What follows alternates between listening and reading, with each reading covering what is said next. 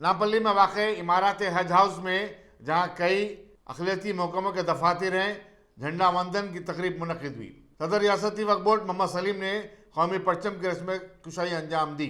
इस मौके पर वक्फ बोर्ड के CEO शाहनवाज कासिम, टिमरिस के सेक्रेटरी बी शफीउल्लाह के अलावा मुलाजिमीन की बड़ी तादाद मौजूद थी।